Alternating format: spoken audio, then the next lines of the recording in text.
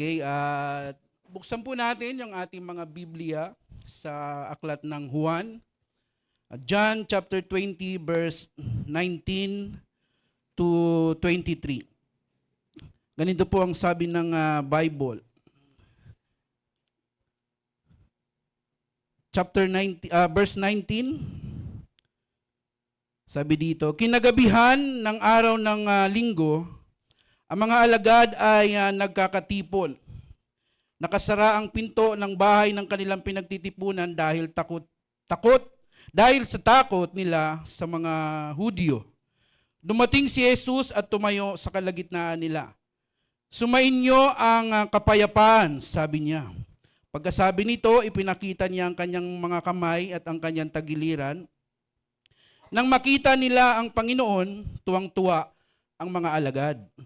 Verse 21, sinabi naman ni Jesus, sumainyo ang kapayapaan, kung paanong isinugo ako ng Ama, isinusugo ko rin kayo. Verse 22, pagkatapos sila'y hiningahan niya at sinabi, tanggapin ninyo ang Espiritu Santo. Verse 23, last verse, ang patatawarin ninyo sa kanilang mga kasalanan ay pinatawad na nga. Subalit ang hindi ninyo patatawarin ay hindi nga pinatawad. At isang pagpapala mula sa Diyos ang mensahe na ating pag-aaralan ngayong umaga. At yung ating binasang teksto ay mula sa aklat ni Juan, na kung saan ay inilarawan niya sa verse 19 noong pagkatapos na mabuhay na maguli ng ating Panginoon. Gabi po ito nangyari. Dahil umaga pa lang ay noong papunta si Maria sa libingan ng ating Panginoong Hesus, nakita niya na yung bato na nakatakip sa libingan ng Diyos ay naigulong. Ibig sabihin, nabuksan yung libingan ng Panginoong Hesus at wala silang nakita. Alam niyo naman po yung kwento nun, di ba? Alam niyo yung kwento ng muling pagkabuhay ng Panginoon. But the other side story or kwento ng muling pagkabuhay ng Panginoon na gusto kong i-share sa inyo ay nangyari noong gabi. Na nung gabi ng araw ng linggo ay nagkatipon yung kanyang mga disciple. At takot na takot sila. Takot sila dahil yung kanilang Panginoon ay hinuli, pinatay o napako sa krus at namatay. At ang kanilang pagkakaunawa bilang isang mga disciple at tagasunod ni Kristo, sila naman yung isusunod ng mga Hudyo. Kung kayo po ay nasa kalalagayan o sitwasyon na yon, maaaring yun din po yung ating sasapitin o mararamdaman. Kaya patotoo sa inyo mga kapatid, nung si Pastor Sammy ay kinuha ng ating Panginoon, umaga, nag-text sa akin si Pastor Ian na wala na nga si Lolo. Tulog pa ako. Paggising ko, nakita ko yung cellphone ko, may message si Pastor Ian. Pagkatapos nun, umagulgol kaming mag-asawa. At sabi niya, nasan ka? Sabi ni Pastor Ian. Sabi ko, kagigising ko lang. Punta ka rito sa Antipolo. Ay, hindi sa Antipolo, sa hospital. So, madali, naligo ako, pumunta ako ng hospital. Hindi na ako pumasok sa trabaho. 1 linggo yata akong hindi pumasok sa trabaho. Sabi ko sa boss ko, Sir, namatay yung mahalagang tao sa buhay ko. Hindi ho ako makapag-focus sa trabaho. Hindi ho ako papasok. Wala silang nagawa. Okay, sige, magpahinga ka muna. So 1 linggo ako nasa gawain natin doon sa Antipolo. May lungkot at may takot sa akin na nararamdaman. Katulad ng mga disciple na ito, kahit na ikaw ay alagad ng Diyos, matatakot ka eh. Ba? Sino po rito hindi nakakaranas ng takot? Hindi ka nakakaramdam ng takot. No? Talagang may experience natin yung takot kapag merong isang taong mahalaga sa buhay mo, lalo na yung sinusunod mo ay mawawala sa iyong tabi, mawawala sa iyong piling. Kagaya nung ako ay disciple pa lang din, si Pastor Jojo Bisera, nag-usap kami bago siya in-announce out. Sabi niya, gusto mo bang magpagamit sa Panginoon? gusto mo bang mahubog, ay huhubogin kita. 1 linggo lang makalipas, pinadala sila sa Boracay. Kanino ba yung tunog ng tunog? Sa akin ba yun?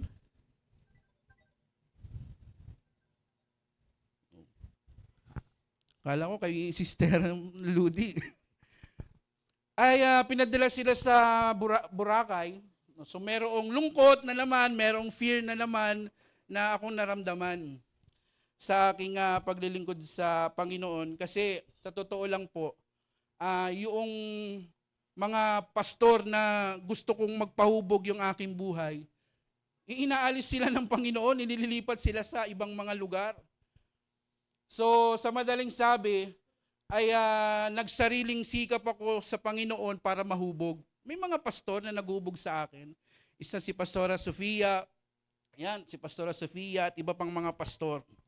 Natuto ako sa paglilingkod sa Panginoon. Pero ang nais ko pong i-share sa inyo mga kapatid, iyong puso nung nararamdaman ng mga disciple, ng mga alagad, na namatay yung kanilang Panginoon. Namatay yung kanilang guro. Kaya ang takot ay sumaklob sa kanilang mga buhay.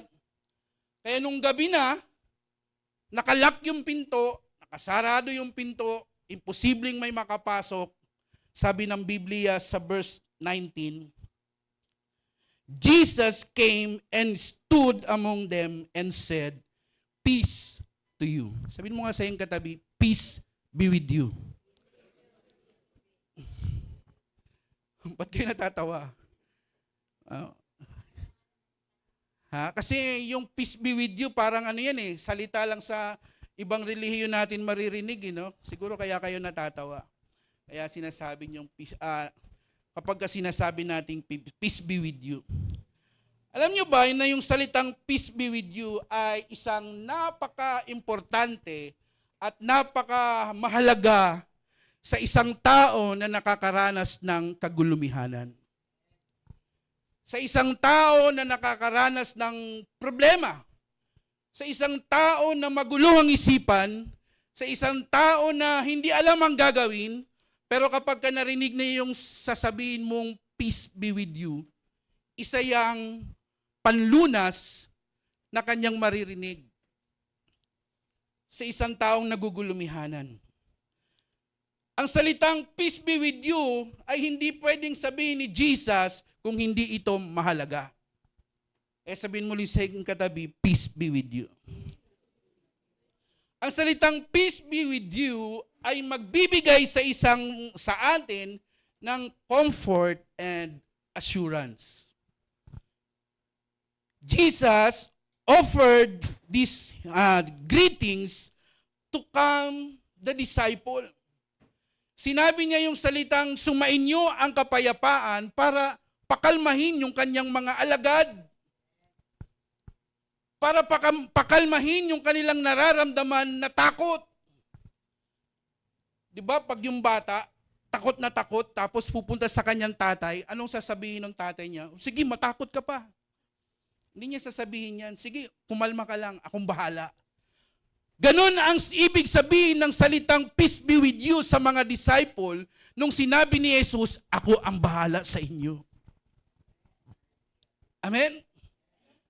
Sa atin bilang mananampalataya, kung nakakaranas ka ng kagulumihanan, kung nakakaranas ka ng problema, kung nakakaranas ka ng sakit, kung nakakaranas ka ng kaguluhan, ang salita ng Diyos ang magbibigay sa iyo ng kapayapaan.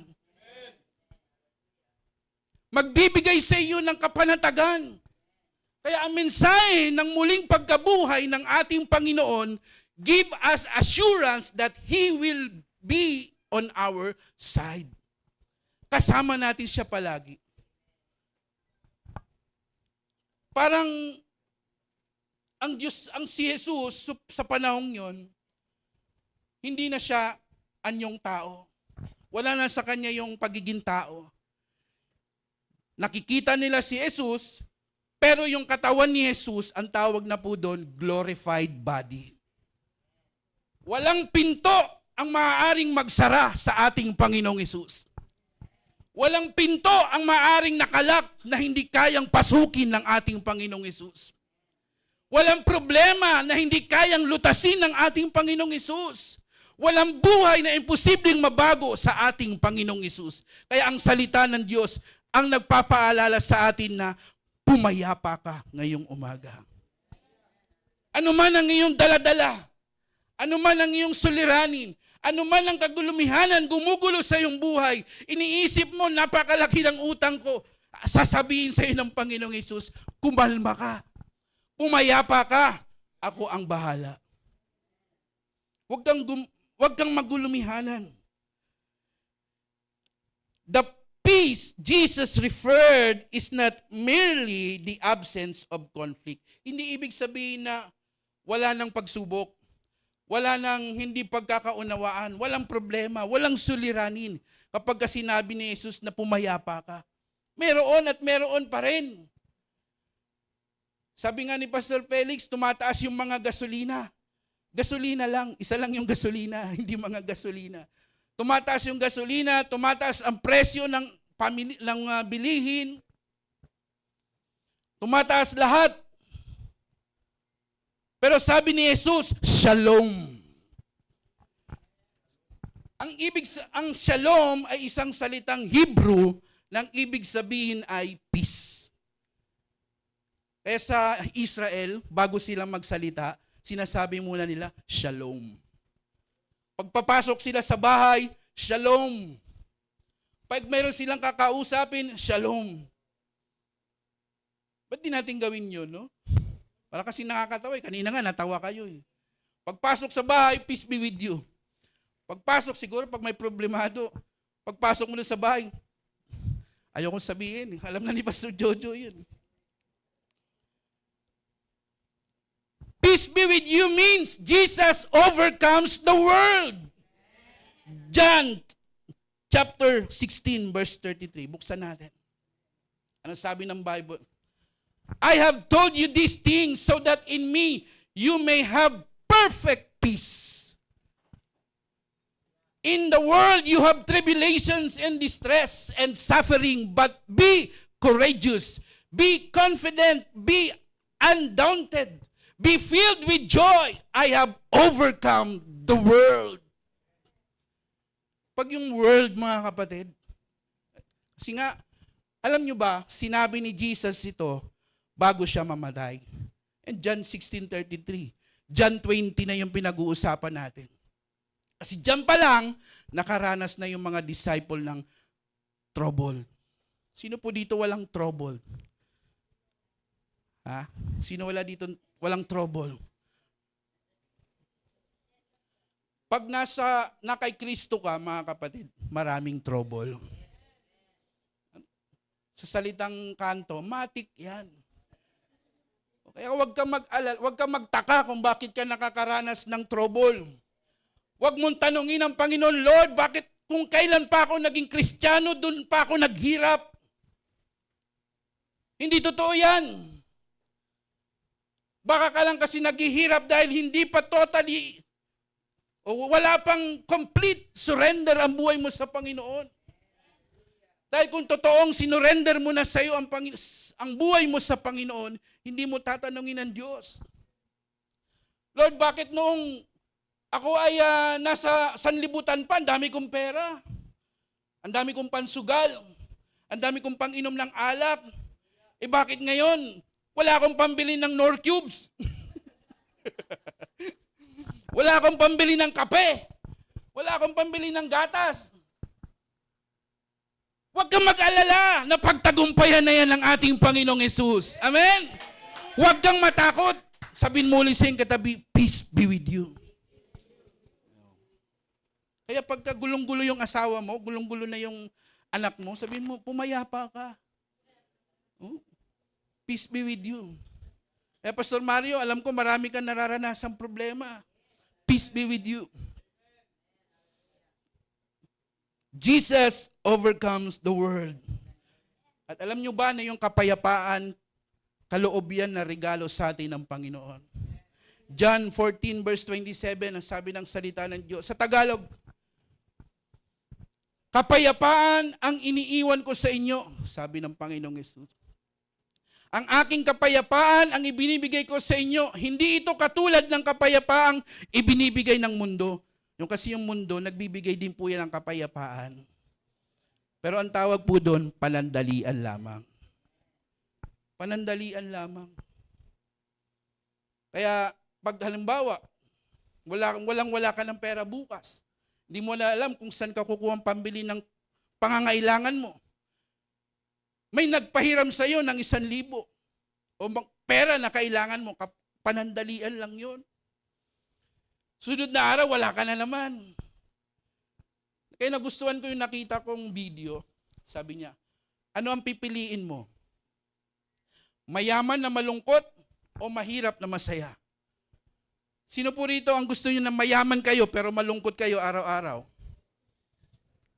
Sino po? Oh, wala.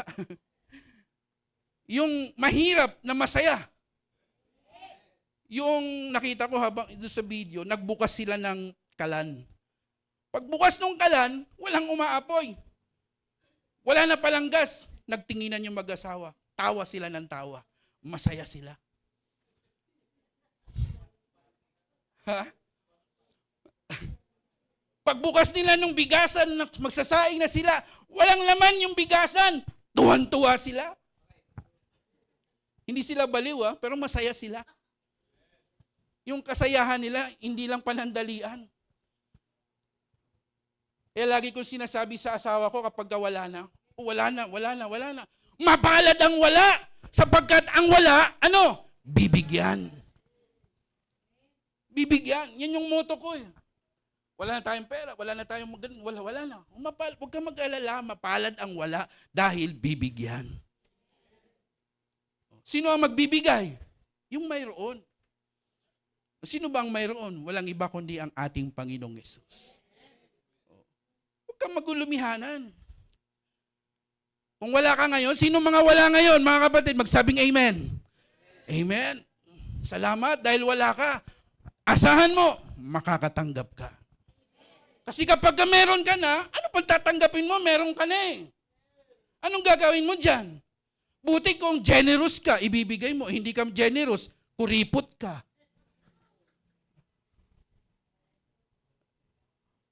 Sumigaw nga ng amen yung kuripot. O, di ba? Kaya kung wala ka, maging masaya ka. Ang Diyos ang magpo-provide. We are serving God who is Jehovah Jireh. Naglilingkod tayo sa Diyos na mapagbigay.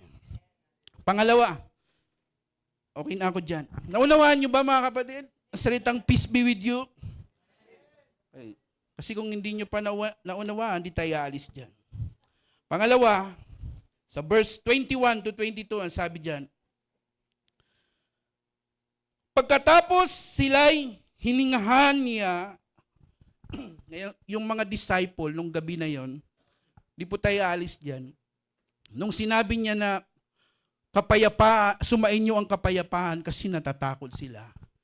Pagkatapos nun, sabi ng verse 22, pagkatapos sila'y hiningahan at sinabi, tanggapin ninyo ang Espiritu Santo. Kaya pangalawa, receive the Holy Spirit. Sino po rito na gusto mong matanggap ang Holy Spirit? Kaya sinabi ni Jesus na tanggapin nyo ang banal na Espiritu Santo dahil ang Espiritu Santo po ang magbibigay sa kanila ng tapang. Hindi yung katapangan na ginagamit sa walang kabuluhan, sa away, kundi tapang para maalis yung kanilang takot sa pangamba ng sanlibutan. Sino po rito ang tumanggap na ng banal na Espiritu? Sigurado po ba kayo na banal na Espiritu ang inyong tinanggap? Kasi kung banal na Espiritu po ang inyong tinanggap, makikita sa atin yung katangian ng Holy Spirit. Kung hindi nakikita sa iyo yung katangian ng Holy Spirit, baka ibang espiritu ang tinanggap mo. Kasi marami pong espiritu. May espiritu ng, mahirap magsalita kasi. Baka hindi nyo magustuhan. Yung banal na espiritu na lang. Isang katangian ng banal na espiritu, yung meron kang katapangan na ipangaral yung salita ng Diyos. Kung tinanggap mo na ang banal na espiritu, nangangaral ka ng salita ng Diyos. O kumunti yung amen. Sino po rito tumanggap ng Holy Spirit? Nangangaral ka ng salita ng Diyos.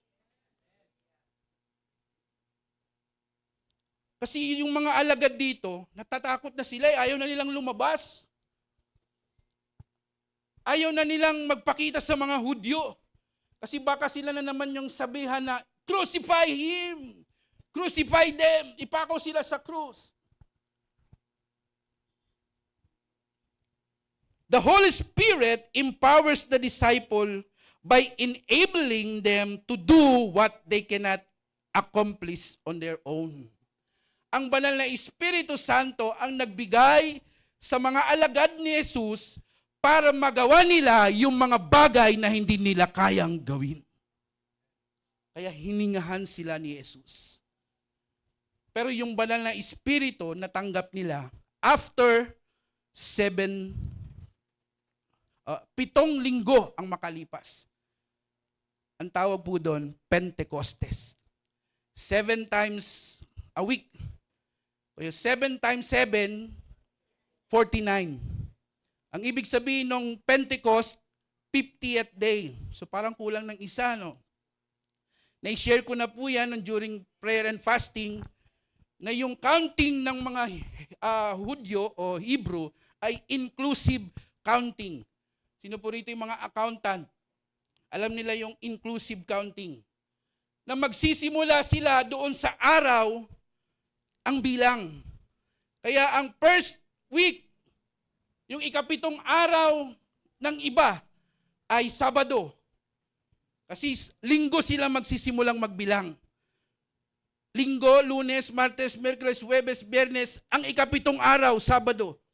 Kaya ang ibang paniniwala nila, remember the day of Sabbath. Sabado daw yung Sabbath. Yun yung kanilang paniniwala. Pero ang Sabbath ay day of worship po yun. Kaya naniniwala tayo na yung araw na ito ay day of worship. Lahat ng araw ng pagpupuri, araw po yun ng Sabbath. Kaya after 7 times 7 weeks o 49 days, natanggap ng mga alagad ni Jesus yung banal na Espiritu. Ano ang nangyari? 5,000 ang araw-araw na naliligtas o libo-libong mga kaluluwa ang naliligtas dahil sa kanilang pangangaral ng salita ng Diyos. They able to do. Nagagawa nila yung mga bagay na hindi nila kayang gawin. Kapag wala pong ang banal na Espiritu sa ating mga buhay, hindi po natin kayang gawin ng lahat ng bagay. Hindi mo kayang i-endure ang isang araw pag wala sa iyo ang Holy Spirit. Hindi mo kayang mapagtagumpayan ang isang linggo kapag wala sa iyo ang banal na Espiritu Santo. Kaya maraming mga mananampalataya ang umaayaw, tumitigil, umaalis dahil hindi nila nararamdaman yung Holy Spirit. Kaya mahalaga sa atin bilang mananampalataya na tayo ay mag-focus, na tayo ay palaging nakatuon sa banal na Espiritu. Na tayo ay maging sensitibo sa banal na Espiritu. Ugaliin mo na hindi ka tatayo, hindi ka sasayaw, hindi ka aawit kapag wala sa iyo ang banal na Espiritu. Dahil kapag wala sa iyo ang banal na Espiritu, we are powerless Christian. Kaya kanina magandang halimbawa nakita ko, si Jared, habang magki-keyboard siya, tinawag niya si Pastor Felix, Pastor, walang power ang keyboard. Ganyan po yung ating buhay. Kapag wala si Holy Spirit, wala po tayong power. Pwede tayong gamitin, pero walang impact. Walang sound yung keyboard. Pwede mong gamitin kahit walang power, pero walang tunog. Ganyan din po tayo na sa ministeryo. Pwede tayong gamitin pero walang impact, walang power. Pwede kang mangaral ng salita ng Diyos sa kapwa. Pwede kang mag-street preaching. Pwede tayong gumawa ng mga gawang bagay para sa Diyos pero walang impact kasi walang power. Kaya we encourage, hinahamon ko po kayo na nasain mo na matanggap ang banal na Espiritu Santo. Kaya ang offer ni Jesus Christ sa kanyang mga alagad, receive the Holy Spirit. Tanggapin mo ang banal na Espiritu Santo. E paano natin matatanggap ang banal na Espiritu Santo kung araw lang ng linggo tayo dadalo? Matatanggap natin ang banal na Espiritu kung palagi tayong nasa gawain ng Panginoon. Dahil kapag wala ka sa gawain ng Panginoon, okay kung malakas ka. Okay kung matibay kang mananampalataya. Okay kung matured ka. Pero kung hindi tayo matured sa paglilingkod sa Panginoon, araw-araw kinakailangan nasa gawain tayo ng Panginoon.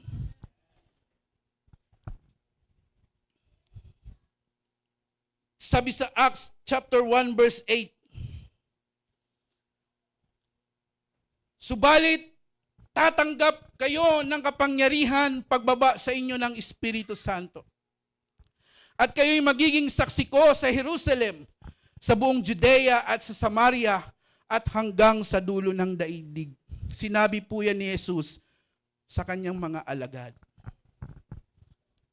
Na tayo o yung kanyang mga alagad ay tatanggap ng kapangyarihan mula sa Diyos sa pamamagitan ng banal na Espiritu Santo. Pinag-aralan ko yung Joel, na sabi doon sa Joel na ibubuhos ng Diyos sa mga huling araw ang kanyang banal na Espiritu. Buksan nyo nga po yun sa Joel. At inisip ko kung kailan ibubuhos ng Panginoon yung banal na Espiritu. Kasi excited ako eh. Pinag-aralan ko. Kailan kaya? Nung Webes, kung di ako nagkakamali, Webes sa Antipolo, Webes, Biyernes, Sabado, nasa Antipolo po ako. Kasi may gawain doon yung Marikina, youth summit nila, at ako nag-sound system doon. So nakita ko yung gawain nila, maganda yung gawain nila, pinagpala, at marami sila kasi may mga churches din, mga daughter church. Nakita ko sa kanila yung saya sa paglilingkod sa Panginoon. Nakita ko yung tuwa at nakita ko yung pagkilos ng banal na Espiritu. Nakita ko rin sa Reels na may gawain yung banlat sa Tanay, sa Tribe of Judah, yung kanilang youth camp. Nakita ko rin yung barangay Tagig sa may, yung kay Pastor Arma Rakasa, Rizal, Tagig Rizal, meron silang youth activities. Yung Lucena, yung Gapan, yung Tondo, yung C5, lahat sila may gawain, may kanya-kanyang gawain. Naniniwala ako ng bawat gawain, naroon ang banal na Espiritu. Katuparan ng sinabi ng salita ng Diyos na ibubuhos ko ang aking banal na Espiritu sa mga huling araw. Katulad natin ngayong umaga, may gawain tayo dito sa Mandaluyong, may gawain sa Cubao, may gawain sa Bulacan, sa Lucena, sa lahat ng church. Naisip ko na ang banal na Espiritu nagbubuhos ng kapangyarihan sa bawat iglesia. So, anong inaantay nating pagbuhos ng banal na Espiritu? Gumagawa na ang Holy Spirit dahil nasa mga huling araw na tayo. Ang tanong, natanggap mo ba yung banal na Espiritu na ibinubuhos ng Diyos? Sa mga bago, marahil hindi mo pa alam dahil bago ka pa. Pero kung nanasain mong tanggapin ang banal na Espiritu, hindi madamot ang Diyos. Actually, hindi madamot ang Diyos. Kung matagal ka nang mananampalataya at hindi mo pa nare-receive ang Holy Spirit, kasi baka hindi mo inaasam ang Holy Spirit na matanggap. Kaya bilang isang mananampalataya, asamin mo na matanggap ang Holy Spirit. Lagi mong tatandaan na kapag meron nasa iyo ang banal na Espiritu Santo, makapangyarihan ka. Makapangyarihan ka. Kaya nung ako ay disciple pa lang, kabataan pa lang ako, wala akong kapangyarihan. Sabi sa akin, mag-street preaching tayo. Sige po. Ako nagbubuhat ng baterya. Di baterya pa noon, yung trompa. Pag na-set up na namin, lalayo na ako. Aalis na ako. Magtatago na ako kasi tatawagin ako na magpapatotoo. Ganun lagi ginagawa ko. Wala sa akin yung banal na Espiritu. Hanggang sa dumating yung pagkakataon na wala na akong takas, tinawag ako na magpatotoo. Hindi ko alam sasabihin ko. Sabi ko nga sa inyo, naikwento ko na sa iba nating mga kapatiran, wala akong patotoo. Yun yung alam ko dati, wala akong patotoo. Kasi pastor ang tatay ko Pastor ang papa ko, mga magulang ko, lumaki ako sa church. Anong ipatotoo ko? Hindi naman ako namuhay ng kasalanan. Hindi ako umiinom. Hindi ako naninigarilyo. Hindi ako nag-drugs. Wala akong bisyo. So anong ipapatotoo ko? Kasi ng mga nagpapatotoo, dati po akong sugarol, dati po akong manginginom, dati po akong naninigarilyo. Subalit salamat sa Panginoon, binago niya ang buhay ko. Ano sasabihin ko? Humingi ako ng karunungan sa Diyos. Lord, anong sasabihin ko? May pastor na nangaral. Hindi ko makalimutan, si Pastor Neil Corpus. Sabi niya, hindi porket Kristiyano ka, o mananampalataya na ang mga magulang mo, wala kang patotoo. Meron kang dakilang patotoo. Hindi hinayaan ng Diyos na ikaw ay mamuhay sa kasalanan. Oh, praise the Lord! Salamat, Lord! Narinig ko ang iyong salita. Nangaral uli kami sa lansangan. Sinabi uli sa akin na magpatotoo ako. Yun na yung patotoo ko. Sabi ko, salamat sa Diyos na hindi hinayaan ng Diyos na mamuhay ako sa kasalanan. Lumaki ako na ang magulang ko naglilingkod sa Panginoon.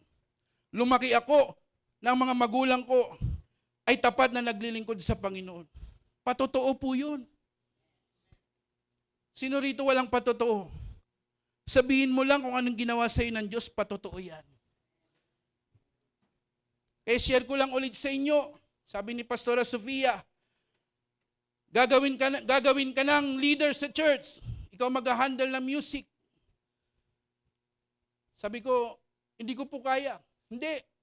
Kayo mag-asawa, gagawing music pastor. Conference kinabukasan, San Linggo. Sabi ko, Lord, hindi ako papayag na i-ordain ako bilang pastor na hindi mo ako nabautismuhan ng banal na Espiritu Santo. Lunes, Martes, lumalapit ako sa altar para mabautismuhan at gusto magpalahan sa pastor para mapuspos ako ng banal na Espiritu. Hindi ko naranasan. Miyerkules, pumunta uli ako sa harapan. Nung Lunes, Martes, tinitingnan ko kung nasaan yung mga ngaral. Foreigner yun Tinitingnan ko, pagpapalapit na sa akin, pumipikit ako, tatasong kamay. Ganun ang ginagawa ko. Pero nung Miyerkules, pumunta ako sa harapan, nakapikit lang ako buong altar call. Nananalangin sa Panginoon, Lord, huwag mong ipahintulot na ma-ordain ako bilang pastor na hindi mo ako nababautismo ng iyong banal na Espiritu. Nakapikit lang ako. Hindi ko hinayaan, tinitingnan yung pastor na lalapit sa akin. Sa madaling salita, hindi ako ni Lehans. Pero binautismuhan ako ng banal na Espiritu. Ninasa ko Dahil ayoko magpagamit, ayoko maging pastor, ayoko maghandog ng buhay, ayoko maging leader na hindi puspos ng banal na Espiritu Santo. Dahil kung wala sa atin ang banal na Espiritu, wala tayong kapangyarihan. Wala tayong kakayanang mamuno. Wala tayong karunungan mula sa Diyos kapag hindi tayo sinamahan ng banal na Espiritu. Sa madaling salita, bobo tayo pag walang banal na Espiritu. Kaya nagtataka ako Yung mga walang pinag-aralan, si Pastor Arman, ang husay mangaral. Yung mga walang grade 3 lang ang inabot. Yung mga dating drug addict, ang huhusay mangaral ngayon. Bakit? Sinasamahan sila ng banal na Espiritu. Pero yung matatalino, mga magagaling mag-aral, umaalis sa church. Dahil umaasa sa karunungan nila. Hindi dahil sa banal na Espiritu. Kaya nasain natin magkaroon o mabautismuhan ng banal na Espiritu. Pangatlo po. Yeah. I am sending you. Sabi ni Jesus. Sa verse 23, sabi niya, buksan natin yung Bible.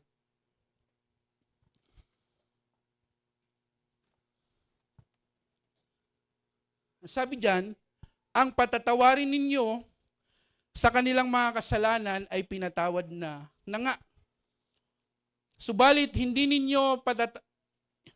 ang hindi ninyo patatawarin ay hindi nga pinatawad. Hindi po ito yung taong mga may kasalanan sa iyo, ha. Sinabi, bago niya sabihin yan, balikan natin yung verse 22. Sabi doon,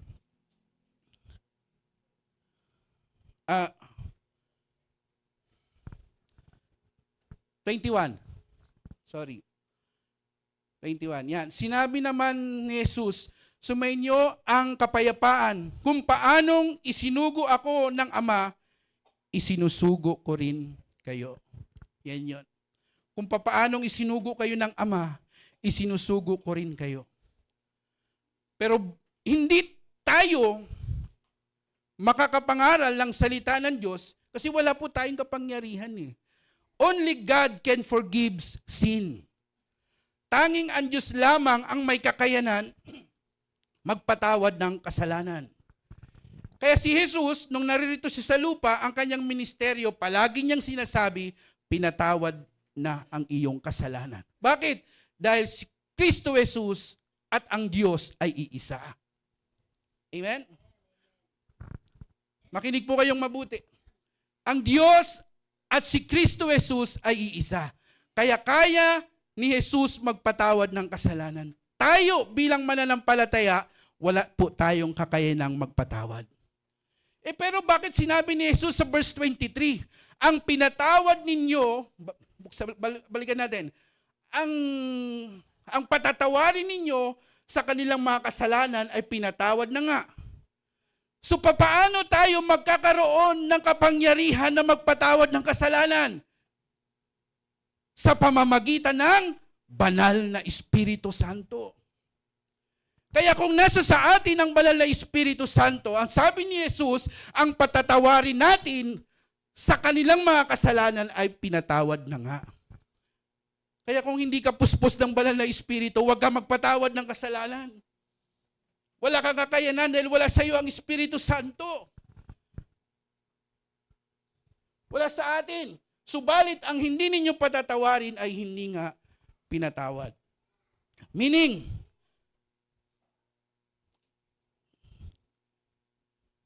proclaiming the gospel, or Jesus sent His disciple to share the message of salvation. Nung pagkabuhay muli ng ating Panginoon, pasimula po yun ng mission ng simbahan, ng iglesia ng Diyos. Kaya ang misyon ng mga disciple, nung matanggap nila ang banal na Espiritu, ay ipangaral ang salita ng Diyos. Yan din po yung ating misyon, ang ating vision sa Victory Church. To win, to build, and send. Mangaral ng salita ng Diyos. Pagkatapos yung mga ating ipinangaralan na dala natin sa church, we will build them. Uhubugin natin sila para mangaral uli sila ng salita ng Diyos. Hindi lang ibig sabihin ng sending, ipadala sa ibang lugar. Ibig sabihin ng sending, preaching the Word of God. Kaya kung ikaw ay nasa trabaho, mangaral ka ng salita ng Diyos. Ikaw ay nasa paaralan, mangaral ka ng salita ng Diyos. Kung ikaw ay isang kabataan, bata, may kakayanan kang magsalita, ipangaral mo ang salita ng Diyos. Ipangaral mo. Huwag ka mahiya. Huwag ka matakot. At kung natatakot ka, humingi ka ng karunungan mula sa banal na Espiritu. Handa na po ba tayong tumanggap ng banal na Espiritu? Handa na po ba tayong mangaral ng salita ng Diyos? Pero kinakailangan mo munang pumayapa.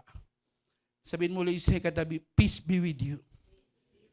Receive the Holy Spirit. Sabihin mo sa katabi, and proclaim the gospel of God. Tumayo po tayong lahat ngayong umaga, mga kapatid.